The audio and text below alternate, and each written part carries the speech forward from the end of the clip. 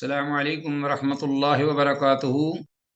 وعلیکم السلام ورحمۃ اللہ وبرکاتہ۔ مرحبا بعودتکم ایھا الطلاب الکرام الى درس الحدیث من جدید بعد الاختبار بتوفیق اللہ تعالی وبعون جل وعلا۔ اللہ تعالیٰ آپ سب کو امتحان میں کامیابی سے ہمکنار فرمائے۔ تو عزیز طلبہ، یہ ہمارا ایپیسوڈ نمبر 32 ہے مشکوٰۃ المصابیح کے سلسلہ دروس کا 32واں سبق، اور آج ہمارے زیر مطالعہ جو حدیث ہے وہ 1631 سے 1645 یعنی 1643۔ تو آتے ہیں، جیسا کہ آپ کو سابقہ جو اسباق ہم نے لیے اس سے یہ معلوم ہے کہ یہ کتاب الجنائز، جنائز کا چیپٹر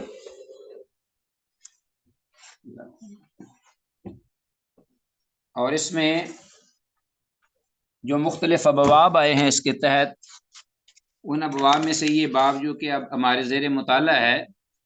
اس کا ٹاپک یا عنوان ہے کہ مستحضر آدمی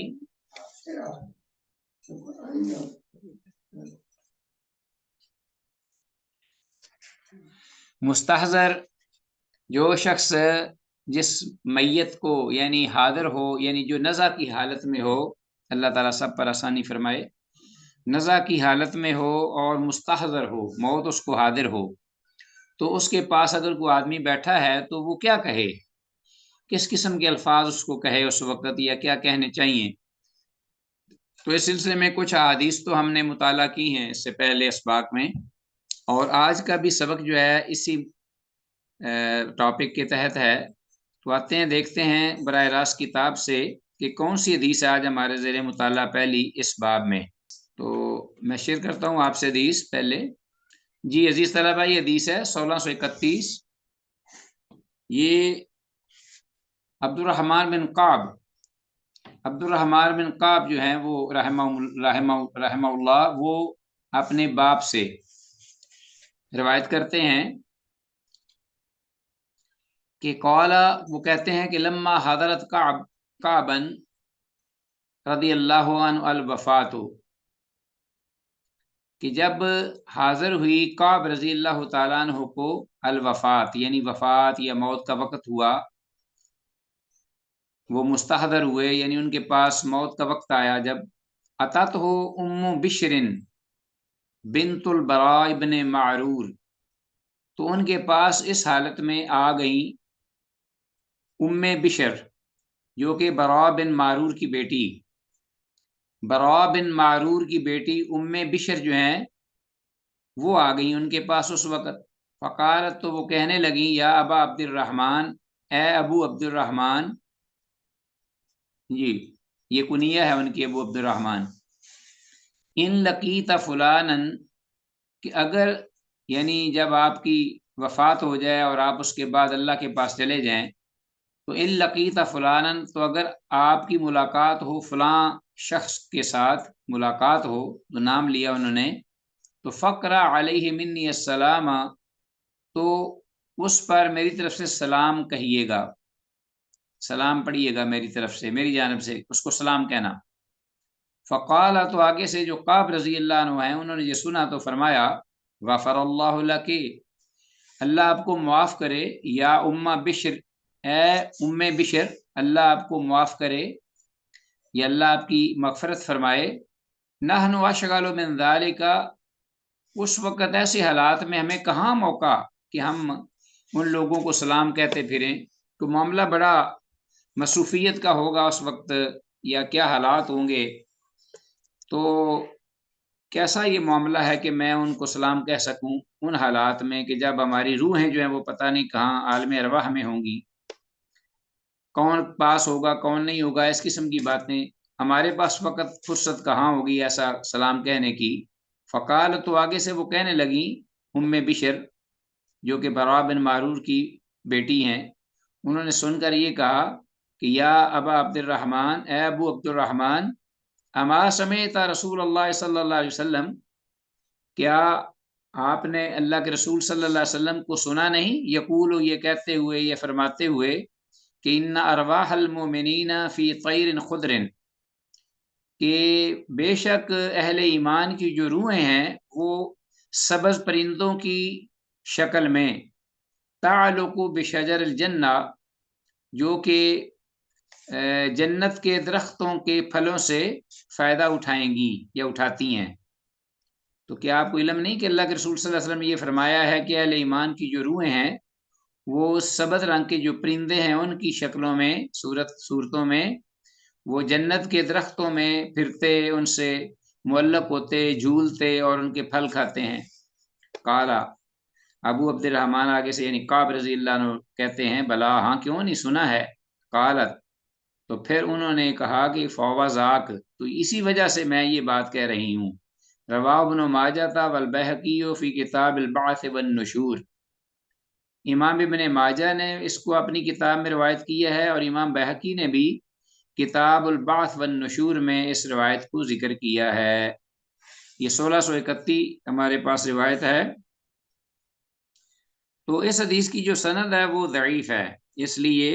کہ اس میں محمد بن اسحاق مدلس راوی ہے۔ سند کے اعتبار سے یہ حدیث صحت کے معیار کو نہیں پہنچتی، اور امام احمد رحمہ اللہ کے ہاں اس حدیث کے اصل شواہد موجود ہیں، واللہ عالم۔ تو گویا کچھ نہ کچھ اس کی حقیقت حدیث کی موجود ہے، ضعیف ہونے کے باوجود اس سند کے اعتبار سے جو یہاں ذکر ہوئی ہے۔ امام احمد رحمہ اللہ کے ہاں اس کے کچھ شواہد ہیں، واللہ عالم۔ تو بہرحال من حیث المفہوم اس میں کوئی شک نہیں کہ اہل ایمان کی جو روحیں ہیں وہ اسی طرح جنت میں سیر کرتی ہیں، اور خاص طور پر شہداء کی، اور پھر اس کے ساتھ یہ ہے کہ وہ ایک دوسرے کو پہچانتی بھی ہوں گی اگر ایک جگہ پہ اللہ ان کو اکٹھا کرے تو۔ اہل ایمان کی روحوں کو پہچانتی ہیں، اور اسی طرح دیگر احادیث میں بھی اس بات کا تذکرہ ہوا ہے۔ وعن ہو عبد الرحمن بن قاب وعن ابی ہے، وہ اپنے باپ سے روایت کرتے ہیں، وعن ہو عن ابی ہے، یعنی اوپر وجہ کے جو راوی ہیں انہی سے ہی یہ بات مروی ہے، یہ حدیث بھی، کہ عبد الرحمن بن قاب اپنے والد یعنی اپنے باپ سے روایت کرتے ہیں رضی اللہ عنہ، انہ کان یحدث ان رسول اللہ صلی اللہ علیہ وسلم قال، کہ انہ بے شک کانا تھے وہ یحدث بیان کیا کرتے، ان رسول اللہ صلی اللہ علیہ وسلم قال، کہ اللہ کے رسول صلی اللہ علیہ وسلم نے ارشاد فرمایا، انما نسمۃ المؤمن طیر، جی، کہ یقیناً بے شک نسمۃ المومن، مومن کی جو جان ہے، روح وغیرہ، ہاں جی، روح، مومن کی روح نسمہ، طیر ایک پرندے کی شکل میں، پرندے کی صورت میں، تعلق فی شجر الجنہ، جو کہ جنت کے درخت کا پھل کھاتی ہے، رزق کھاتی ہے، حتی یرجعہ اللہ فی جسدہ یوم یبعثہ، یہاں تک کہ اللہ تعالیٰ اس کو لوٹا دے گا اس کے اصل اپنے جسم میں، جس دن کہ اللہ اس کے جسم کو پیدا کرے گا۔ تو جس دن اس کے جسم کو اللہ اٹھائے گا یعنی یوم البعث کو، یوم یبعثہ، اس دن اللہ تعالیٰ اس کے جسم میں اس روح کو لوٹا دے گا۔ رواہ مالک والنسائی، امام مالک نے سے روایت کیا اور امام نسائی نے بھی، والبیہقی، اور امام بیہقی نے فی کتاب البعث والنشور، اسی طرح کتاب البعث والنشور میں اس کو ذکر کیا ہے۔ تو یہ حدیث جو ہے 1632، یہ حدیث سند کے اعتبار سے صحیح ہے، اور نسمتن کا معنی روح ہے، اس کو انڈر لائن کیجئے، نسمت المومن اور نسمت المومن۔ اچھا جی، آگے حدیث ہمارے پاس عزیز طلبہ 1633، وان محمد ابن المنقدر، محمد بن منقدر رحمت اللہ علیہ سے یہ روایت مروی ہے، قال، ابو کہتے ہیں، دخلت علی جابر بن عبداللہ، ہاں اللہ اکبر، کہ میں جابر بن عبداللہ کے پاس آیا، وہو یموت، اس حال میں کہ ان پر موت کی غشی طاری تھی، یعنی وہ نزع کی حالت میں تھے، وہو یموت، فقلت، تو میں نے کہا، اقرا علی رسول اللہ صلی اللہ علیہ وسلم السلام، کہ رسول اللہ صلی اللہ علیہ وسلم پر میرا سلام پڑھیے گا، کہیے گا میری طرف سے۔ رواہ ابن ماجہ، اسے امام ابن ماجہ نے روایت کی ہے اس حدیث کو۔ تو یہ حدیث جو ہے سند کے اعتبار سے صحیح ہے، یہ حدیث سند کے اعتبار سے صحیح ہے، اور حدیث سے یہ معلوم ہوا کہ ایسی صورت میں اپنے کسی پیارے گزرے ہوئے شخص کو اور متقی اور پرہیزگار آدمی کو سلام پہنچایا جا سکتا ہے، کیونکہ یہ بات بالکل اس جو کہ صحیح حدیث ہے اسے ثابت ہو گئی ہے کہ جابر بن عبداللہ جو ہیں وہ اس حالت میں تھے، نزع کی حالت میں،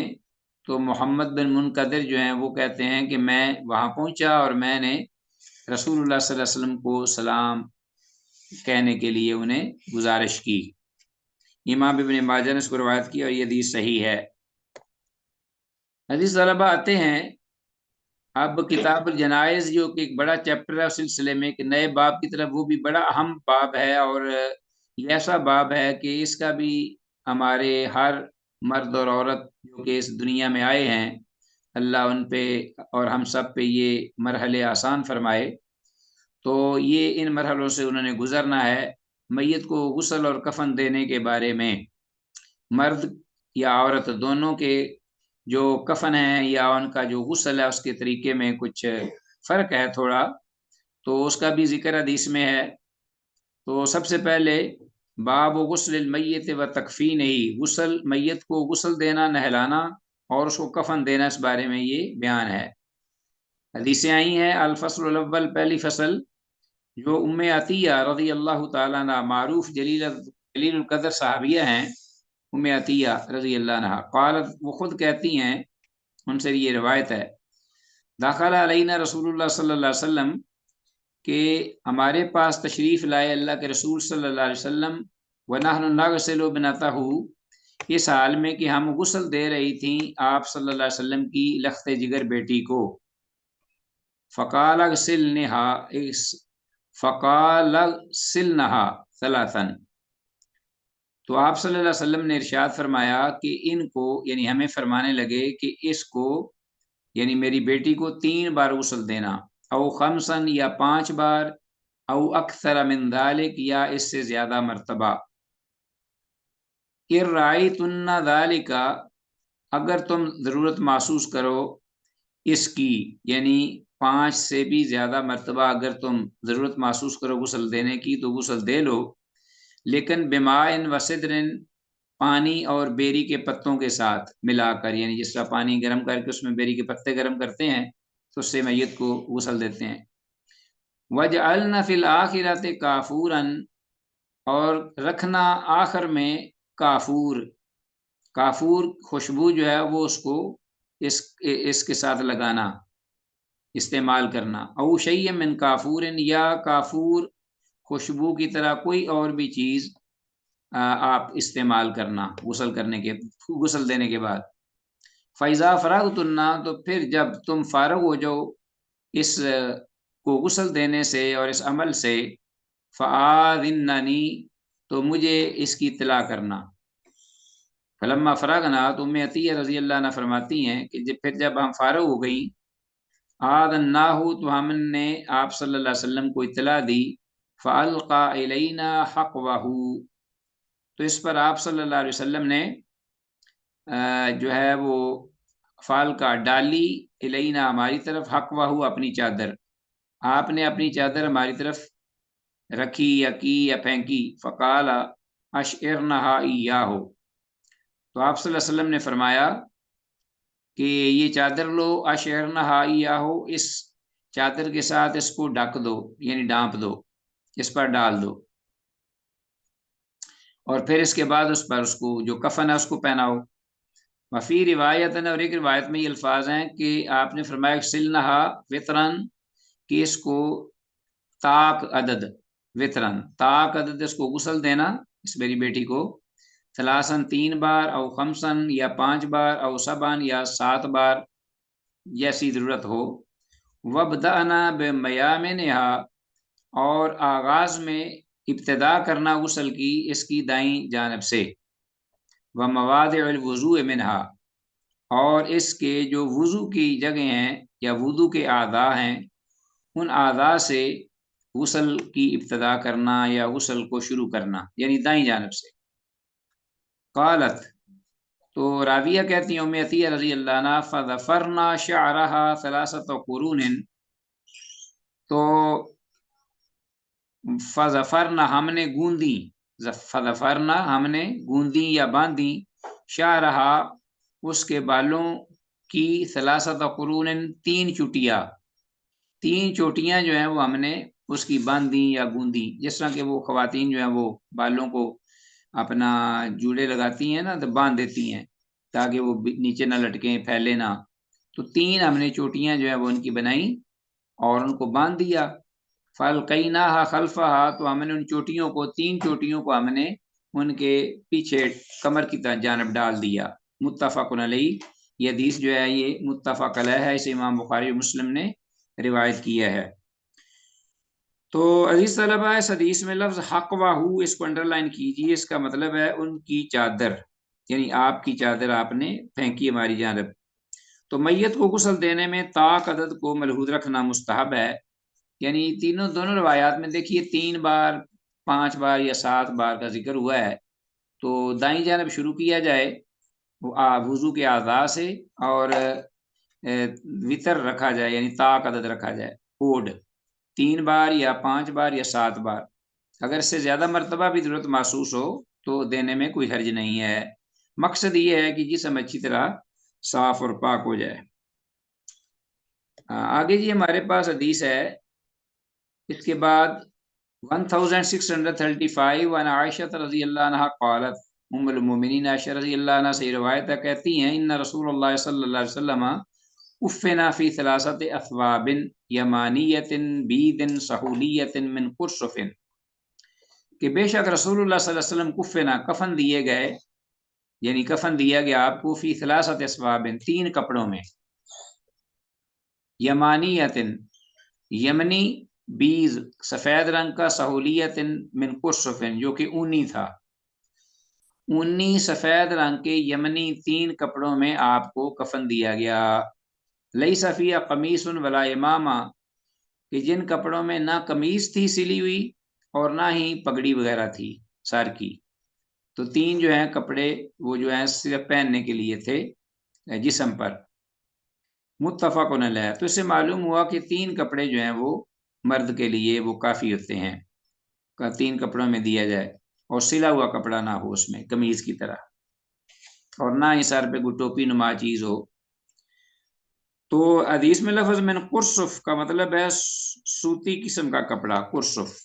اس کو انڈر لائن کیجئے۔ اور آگے آئیے 1636 1636 حدیث، عن جابر رضی اللہ تعالی عنہ قال قال رسول اللہ صلی اللہ علیہ وسلم،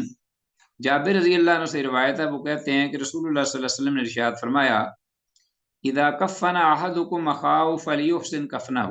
یا کفنہ، کہ جب تم میں سے کوئی ایک، اذا کفنا کفن دے، تم میں سے احدکم کوئی ایک، اخاہ اپنے بھائی کو، فلیحسن کفنہ، تو اسے چاہیے کہ وہ اس کو اچھا کفن دے، یعنی اس کو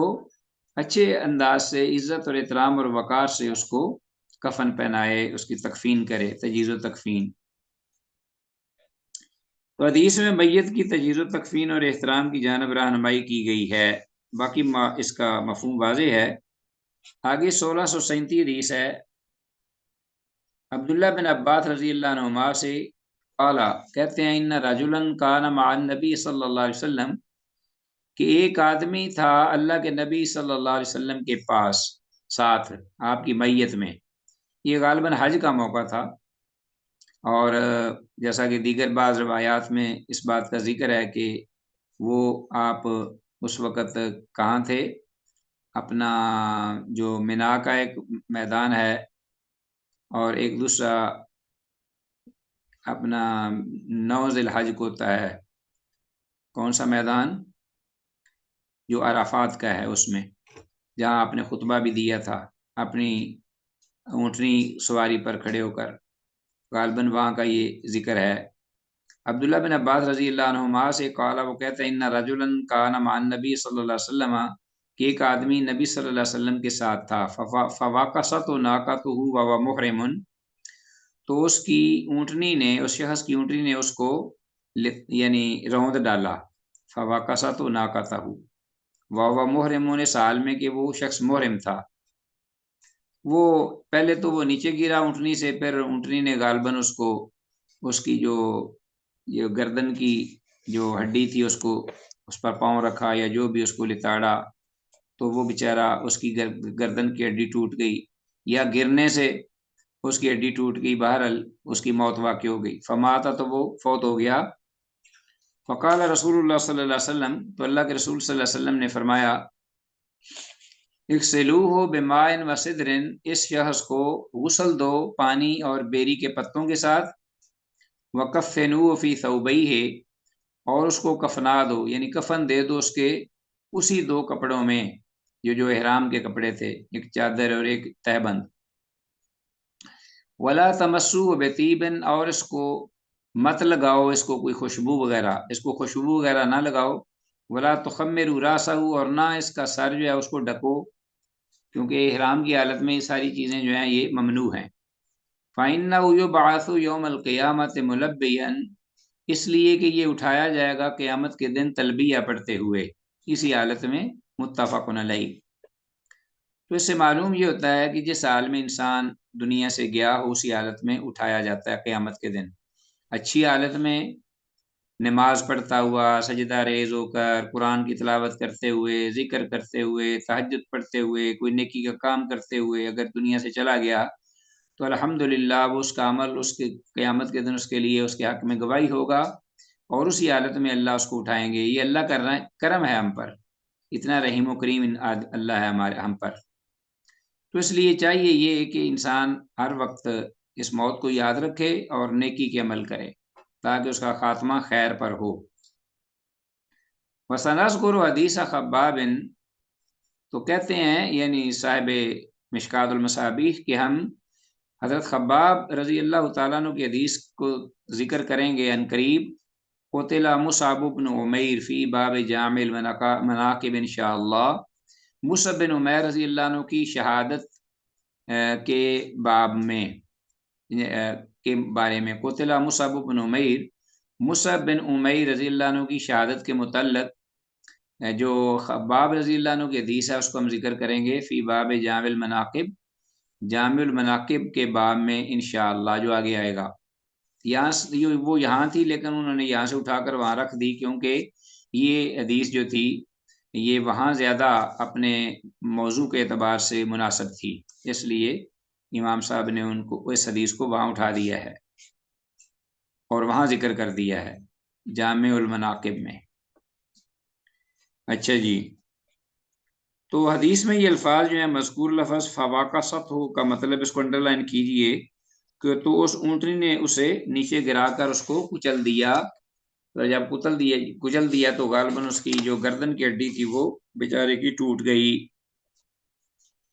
आगे आते हैं इसी बाब की फसल सानी, अल-फ़स्लु सानी, दूसरी फसल में अब्दुल्लाह बिन अब्बास रज़ी अल्लाह अन्हुमा से ये हदीस है। क़ाला क़ाला रसूलुल्लाह सल्लल्लाहु अलैहि वसल्लम, अल्बिसू मिन सियाबिकुम अलबयादा, आपने फरमाया कि अलबिसू, पहना करो तुम, मिन सियाबिकुम, अपने कपड़े, अलबयाजा, सफ़ेद रंग के, सफ़ेद रंग का लिबास पहना करो। फ़इन्नहा मिन खैर सियाबिकुम, इसलिए कि ये तुम्हारे बेहतरीन कपड़े हैं, बेहतरीन लिबास है। वकफ़िनू फ़ीहा मौताकुम, और कफन दिया करो तुम इन्हीं सफ़ेद कपड़ों में अपने मौताकुम, अपने मुर्दों को,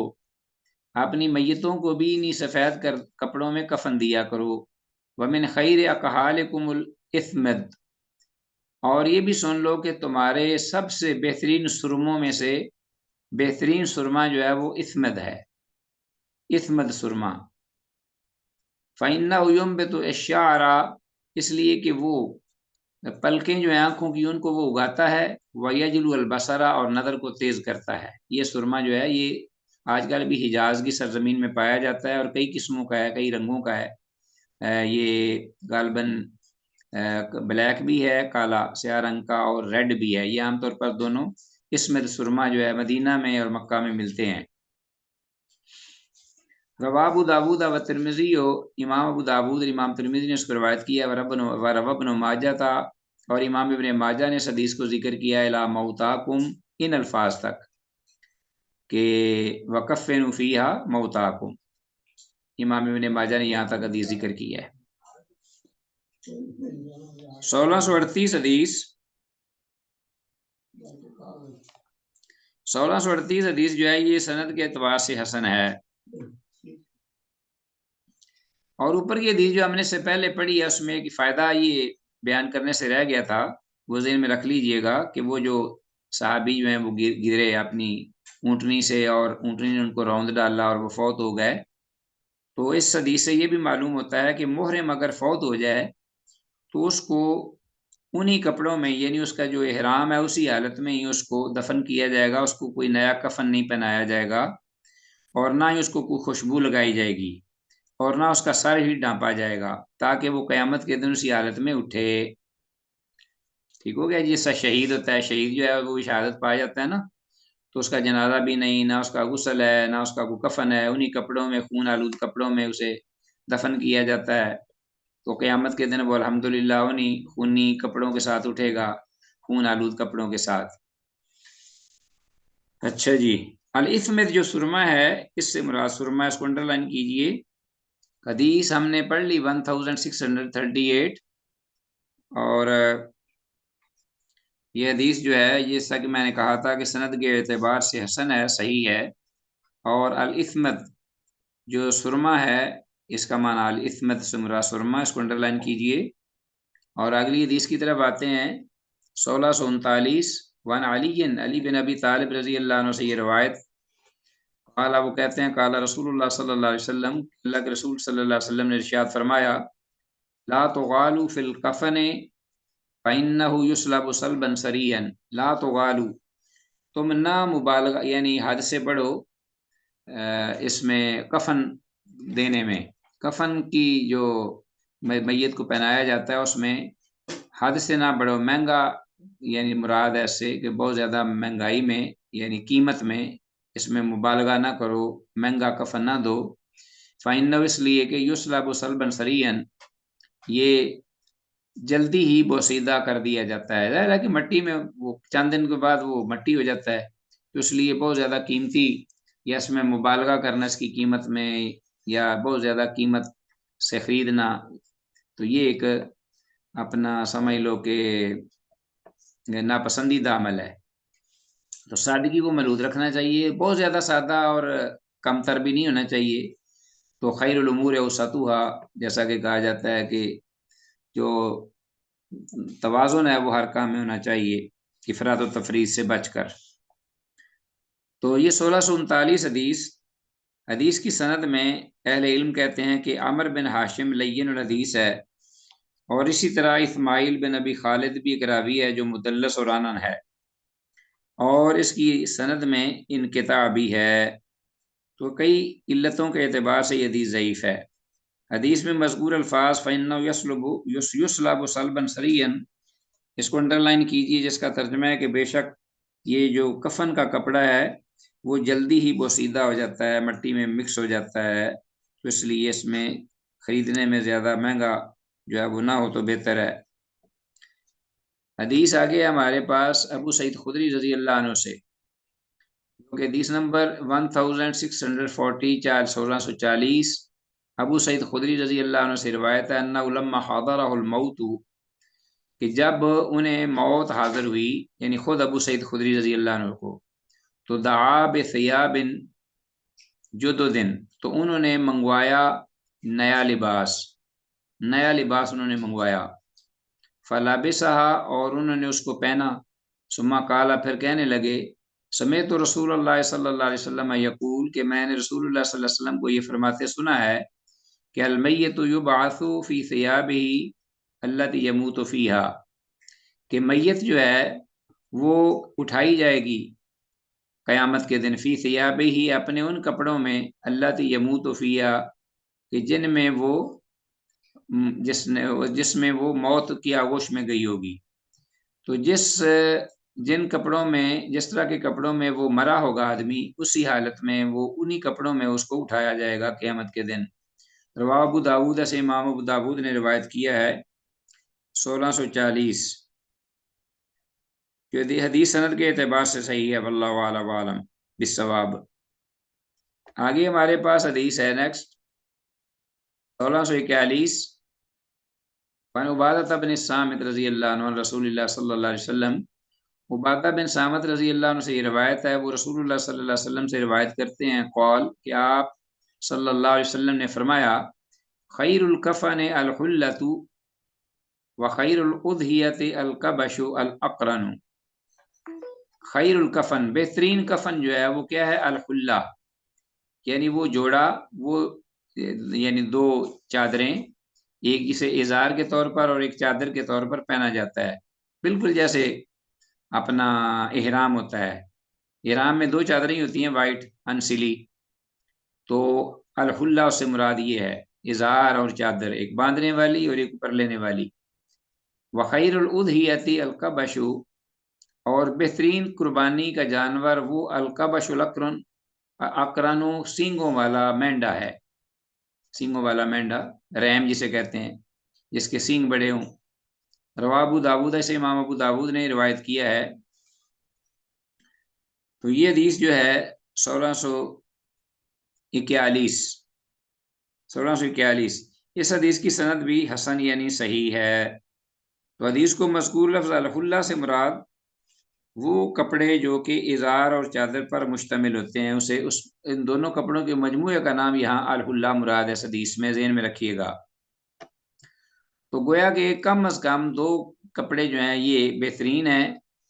یہ اگر میت کو پہنا دیے جائیں تو وہ کافی ہیں کفن کے طور پر۔ اگر زیادہ اللہ نے کشادگی کی ہو تو تیسرا کپڑا بھی، جیسا کہ اوپر آیا کہ رسول اللہ صلی اللہ علیہ وسلم کو 3 کپڑوں میں کفن دیا گیا، تو 3 سے زیادہ جو ہے وہ مبالغہ ہے اور اسراف ہے۔ تو جب نہ ہو کپڑا تو اس وقت تو پھر ایک کپڑا چادر بھی کافی ہے۔ جب بسا اوقات ایسے حالات ہوتے ہیں، کوئی حادثہ یا زلزلہ، تو اس میں تو بعض لوگ بیچارے جو ہیں وہ کفن بھی نہیں ملتا، تو اسی حالت میں بڑی غنیمت ہوتی ہے کہ ان کو دفن کر دیا جائے عزت احترام کے ساتھ، اور انہیں کوئی جگہ قبر مل جائے یا ان پر جنازہ پڑھ لیا جائے۔ تو ایسی صورتحال میں جو بھی چیز میسر ہو اس کے ساتھ میت کو ڈھک دیا جائے۔ جیسے حضرت حمزہ رضی اللہ عنہ کو کفن دیا جاتا تھا تو چادر ایسی تھی کہ سر ڈھکتے تو پاؤں ننگے ہو جاتے، اور پاؤں ڈھکتے تو سر ننگا ہو جاتا، تو پھر سر کو ڈھک دیا گیا اور آپ کے جو پاؤں مبارک تھے یعنی حضرت حمزہ رضی اللہ عنہ کے، ان پر اذخر بوٹی جو ہے وہ اس کے پتے ڈال دیے گئے۔ اچھا جی، آگے ہے یعنی 1641 اور 1642 حدیث ہے ہمارے پاس، ورواه ترمذی و ابن ماجہ عن ابی امامہ۔ اسی حدیث کو جو کہ 1641 ہے اوپر حدیث، جو کہ سند کے اعتبار سے صحیح، ہم نے کہا حسن کہی تھی، 1641 جو ہم نے اس کو صحیح کہا تھا، حسن درجے کی ہے۔ یہی حدیث امام ترمذی نے روایت کی ہے اس کو، اور امام ابن ماجہ نے بھی ابو امامہ باہلی رضی اللہ عنہ سے۔ یہ ابو امامہ باہلی رضی اللہ عنہ سے بھی حدیث ثابت ہے، اور جیسا کہ عبادہ بن صامت رضی اللہ عنہ سے یہ حدیث مروی ہے امام ابو داود کی روایت میں، اور امام ترمذی اور امام ابن ماجہ نے ابو امامہ باہلی رضی اللہ عنہ سے حدیث کو ذکر کیا ہے 1642 کو۔ لیکن یہ جو ابو امامہ رضی اللہ عنہ والی حدیث ہے، جسے امام ترمذی اور امام ابن ماجہ نے روایت کیا ہے انہی الفاظ کے ساتھ، یہ حدیث جو ہے سند کے اعتبار سے صحیح نہیں، یہ حدیث سند کے اعتبار سے ضعیف ہے 1642، اور کس میں عفیر بن معدان ضعیف راوی ہے، اور اس سے پہلی جو حدیث ابھی ہم نے پڑھی ہے وہ ہمیں اس سے مستغنی کر دیتی ہے، کیونکہ وہ سیم وہی اس کا بھی جو متن ہے وہ ہے جو کہ اس کا متن ہے، لیکن وہ صحیح ہے اور یہ ضعیف ہے۔ اب اس کے بعد ہمارے پاس عزیز طلباء اس باب کی حدیث ہے 1600 یعنی 1643، اور یہ ہماری آج کے سبق کی آخری حدیث ہے، جو عبداللہ بن عباس رضی اللہ عنہما سے روایت ہے۔ قالا، وہ کہتے ہیں، امر رسول اللہ صلی اللہ علیہ وسلم بقتل احد، کہ رسول اللہ صلی اللہ علیہ وسلم نے حکم فرمایا احد کے شہداء کے بارے میں،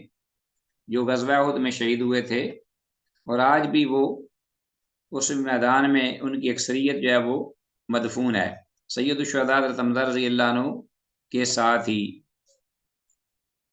ان کے ہی جوار میں آپ نے حکم دیا احد کے شہداء کے بارے میں ان ينزع عنہم الحدید، کہ ان کے جسموں سے جتنے بھی کوئی لوہے کی ڈال وغیرہ یا کوئی ہتھیار یا ویپن ہے اس کو اتار دیا جائے، کیونکہ وہ شہید تھے اور ان کا ویپن یا ہتھیار ان کے ساتھ ہی تھے۔ تو اور جنہوں نے کوئی لوہے کے کوئی خود وغیرہ پہنے ہوئے، ٹوپیاں یا اسی طرح کوئی لباس وغیرہ زیرہ جسے کہتے ہیں، والجلود، اور چمڑے کی وہ بیلٹیں جو کہ مجاہدین جہاد کے وقت استعمال کرتے ہیں اپنا اسلحہ یا ویپن جو ہے لٹکانے کے لیے یا رکھنے کے لیے، تو وہ چمڑے کی بیلٹیں جو ہیں وہ بھی اتار دی جائیں۔ وَيُدْفَنُوا فِي بِدِمَائِهِمْ وَثِيَابِهِمْ، عبداللہ بن عباس رضی اللہ عنہما سے میں دوبارہ پڑھے دیتا ہوں، وہ کہتے ہیں قالا، کہتے ہیں ہمارا رسول اللہ صلی اللہ علیہ وسلم کہ اللہ کے رسول صلی اللہ علیہ وسلم نے ارشاد فرمایا بقتل احد، احد کے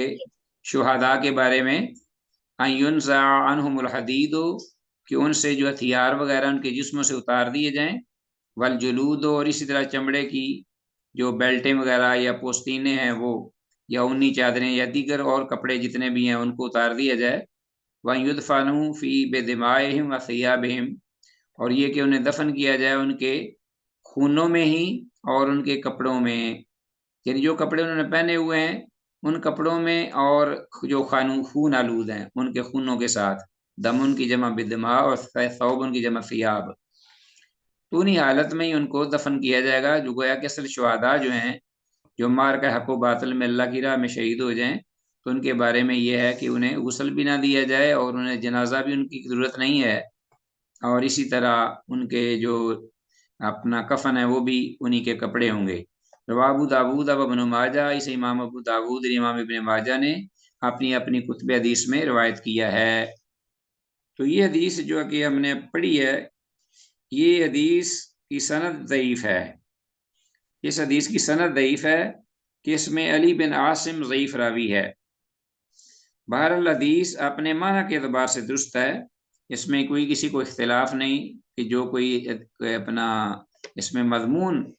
جو ذکر ہوا ہے وہ مضمون اس میں کسی کو اختلاف نہیں ہے، وہ درست اور صحیح ہے۔ باقی یہ ہے کہ سند کے اعتبار سے یہ حدیث صحیح اور درست نہیں۔ واللہ اعلم وعلم بالصواب۔ اور اس کے ساتھ یہ عزیز طلبہ، آج کا یہ ہمارا لیسن اللہ کے فضل و کرم سے اختتام پذیر ہوا، اس دعا کے ساتھ کہ جو کچھ کہا سنا ہے اللہ اس پہ سن کر سمجھ کر اس پہ عمل کی توفیق عطا فرمائے۔ ھذا ما عندی واللہ اعلم وعلم بالصواب۔ السلام علیکم ورحمۃ اللہ وبرکاتہ۔